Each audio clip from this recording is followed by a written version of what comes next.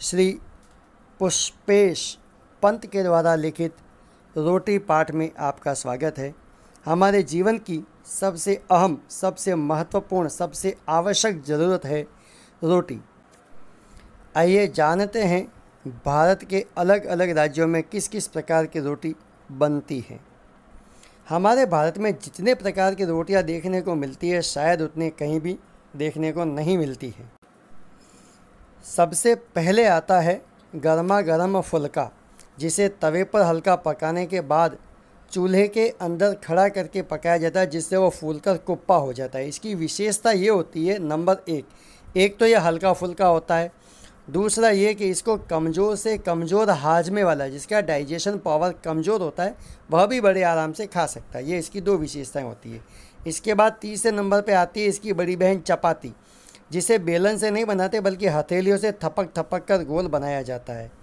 तीसरा नंबर पे आती है रुमाली रोटी, जिसे रोटी पकाने वाला अपने हाथ के हथेली से उल्टे वाले भाग पर घुमा घुमा करके लंबा चौड़ा खींच करके बनाता है।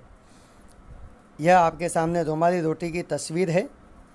इसके अलावा और भी कई प्रकार की रोटियां हैं, जिसे खमीरी और तंदूरी रोटी कहते हैं, जो बिल्कुल एकदम अलग है। लखनऊ और हैदराबाद के मुसलमान बावर्चियों ने, रोटी बनाने वालों ने कई प्रकार की रोटियां बनाई हैं।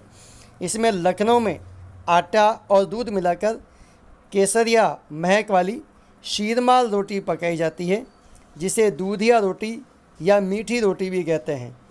इसी प्रकार से हैदराबाद में बाकर खानी भी बनाई जाती है। अगर शीरमाल रोटी 21 है खाने में, तो हैदराबाद की रोटी भी 19 नहीं है, मतलब स्वाद में कम नहीं है। इसके बाद आता है लखनऊ का ताफ्तान, जिसे लखनऊ कुलचा भी कहते हैं। यह एक ऐसी रोटी होती है जिसके नीचे वाली परत बड़ी मुलायम होती है, जो सब्जी के रस को, उसकी ग्रेवी को सोख लेती है, अपने अंदर एब्जॉर्ब कर लेती है। और ऊपर वाली जो परत होती है वो कुरकुरी होती है, करारी होती है, जिसको ज़्यादा पका करके कड़क कर देते हैं। आपके स्क्रीन पर ताफ्तान आ रही है।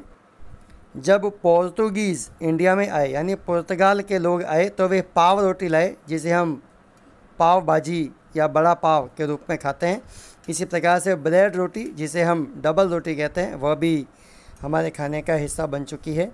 पुराने समय में लोग ज्वार बाजरा मकई खाते थे, लेकिन जो बहुत ज़्यादा साधन संपन्न थे, बड़े बड़े खेत थे, वे गेहूं की रोटी खाया करते थे। जब मौसम चेंज होता था तो मक्का की रोटी साग के साथ खाते थे। दाल की पीठी से बनी कचौड़ी, जिसे बेड़वी कहा जाता है, इसका स्वाद मेथी की चटनी के साथ उठाया जाता है।